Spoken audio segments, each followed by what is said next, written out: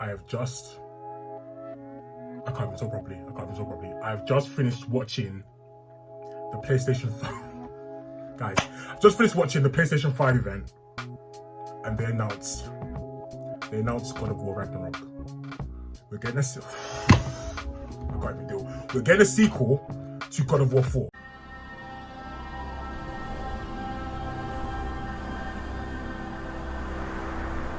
The time draws near.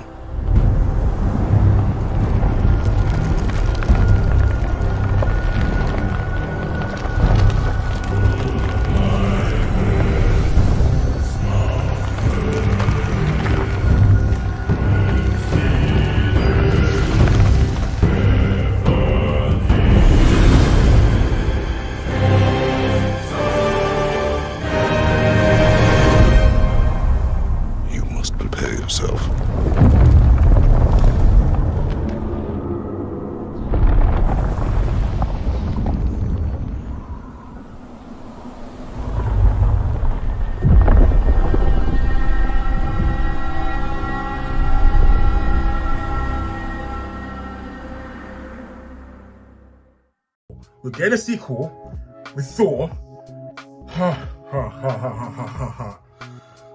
Guys, God of War 5 is coming. I am geeked. Absolutely geeked. I'm done. I'm not even, look, I'm shaking my table. I'm not even doing like a high intro. I don't care. We'll get into this thing. We need to talk about this event.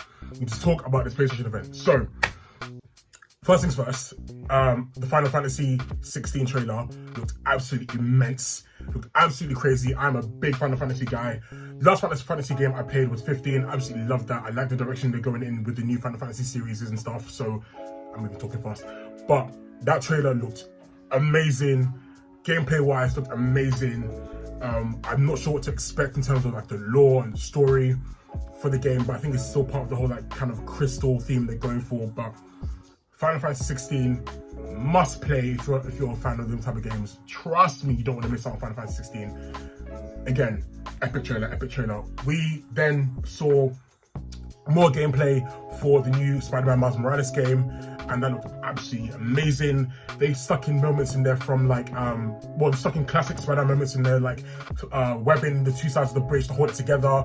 We've seen in the comics and we've seen in like Spider-Man Far From Home and things like that. So again, another game that you definitely have to get your hands on. Apparently, it takes place a year after the events of the first Spider-Man PS4 game. Again, it's Miles Morales, man. Like the gameplay alone looked crazy. Like the powers he was doing, fighting off the bad guys and stuff, was crazy. It was nuts. It was absolutely nuts. I don't know how anyone can watch that and not want to play the game.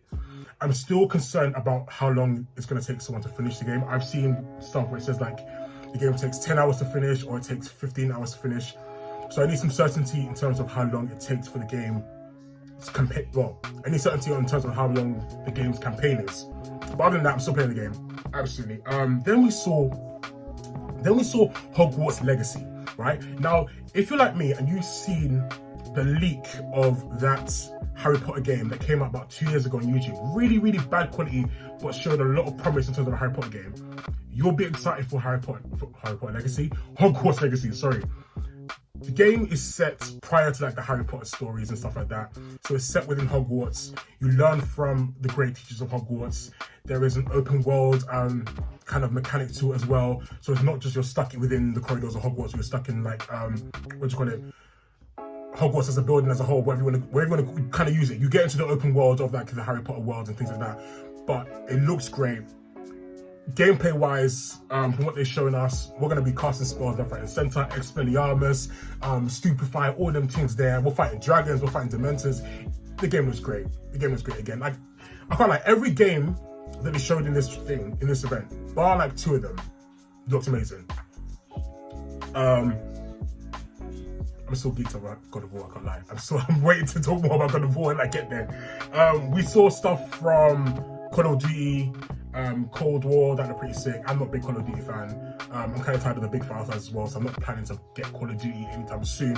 But it did look good. I'm not gonna gloss over it too much, but it did look good. If you're a Call of Duty fan, definitely get your hands on that if you can. Resident Evil Village, we saw more stuff from that. Again, I don't play Res. I don't do horror games. I don't do jump scares too tough. I am not playing Resident Evil Village. You will not catch me playing a Resident Evil game. Fire burn that, because no, it's not me. No. I don't do Res. No. Then we saw more gameplay from Deathloop. Deathloop, I'm so excited about. It's one of the few games where you've got like a black male and female protagonist in a game. Looks crazy. Gameplay looks nuts. You are teleporting left, right, and center. You are doing headshots left, right, and center. You are just tapping away, pap. So definitely a scapegoat. And then penultimately, we saw them announce the PlayStation Plus collection. So on launch with the PlayStation 5, if you got PlayStation Plus, you will have access to play a plethora, I use that word correctly, a plethora of games from God of War 4 to Uncharted 4, I'm checking my notes, to Bloodborne to Uncharted, a whole bucket load of games available to you as a PlayStation Plus subscriber when you get the PS5 on launch. So PlayStation, like, you will have enough games to play digitally available to you once you get the console. And then we finally got a release date and prices for the PlayStation 5 disc and digital versions. PlayStation 5 for all of those in the UK, is coming out November 19th. Mark that in your calendars, set reminders, set alarms. Now, in terms of pricing, you're looking at $449 for the digital. Nope, I'm wrong. $449 for the disc and $349 for the digital. Now, I was expecting madder prices, I won't lie to you. I'm glad that the prices that they've got aren't too expensive. I was expecting like £500 and £600, I won't lie to you. I was expecting mad prices, but for a next-gen console, for the digital and the disc, those are good prices. Those are solid prices. I don't think they're too expensive. I think they're within a lot of people's range and a lot of people's, price points. And if they're not, save up a little bit, I don't know. But if they offer a finance option, I'll be very surprised as well. I think the finance option with Klarna that Xbox are offering is very unique and very new. So I don't see PlayStation necessarily copying that model. But we'll see. But we have a date now. We have a date. We can move forward knowing that, at least in the UK, November 17th, November 19th, we're getting a PlayStation 5. At least we know that one. And I think for the rest, for other locations, I think we're talking like China, Japan, and kind of the main markets of the PlayStation, you're looking at November 17th for a release date. So it's different dates. I guess that's just how they chose to do it. But let's talk God of War. Now, if you know Norse mythology and you also played God of War 4, you know what's coming with Ragnarok. You know we're going to get a showdown between Kratos and Thor. You know we're going to get a showdown between Kratos and Odin. That is going to be like probably the baddest boss battle ever done. I'm saying that now, I don't care what anyone's saying.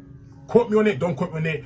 Call me a liar, whatever it is. That's going to be the greatest boss battle ever played on a PlayStation console, period. Point blank, it's going to be nuts. It's going to be absolutely nuts. And we're not even ready for it. I'm not ready for it. You ain't ready for it. I'm telling you that from now. We're going to see Atreus take on his role as Loki. I don't know how they're going to play that out, but I want to see it. I want to see grown Atreus. I want to see adult Atreus. I want to see Atreus, he like standing side by side by his dad, going in with them arrow hits, going in with them combos. I want to see Atreus doing bits. I don't want to see no more of this kind of like boy situation and things. I want to see Atreus, young adult, holding his own, being the demigod that he is and owning things on the field. I want to see Atreus fighting. But I can't even deal. I'm so excited for this game. I've waited so long for them to announce this sequel for this game. God of War has to be one of my all-time favorite games. I played that game religiously when I had it. I platinumed that game. Boy.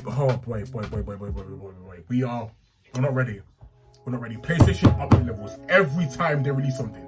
Every time they announce or release something, they up the levels every time, without fail. Xbox should be shook.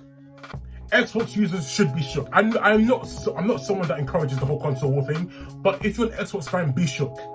Be shook because you ain't ready for what PlayStation has in store. And if you're a PlayStation fan, we're good. We're set. We're set. I would still say if you can, buy an Xbox and buy a PlayStation, just because obviously they all offer different exclusives. But PlayStation set the bar, they set the bar high. The Xbox Series S was a nice announcement, don't get me wrong, but PlayStation said, we see you, Xbox. We see you, Microsoft. And we're gonna set the bar even higher for you. Like, nah. I'm good. I'm excited for this. I'm bring on November. I'm ready. That console is mine. I'm going to buy an Xbox. Xbox can wait. I'm getting that PlayStation 5 first. Watch me. I'm geeked. I'm done. You know what, guys? Over now. Peace out. I'm done.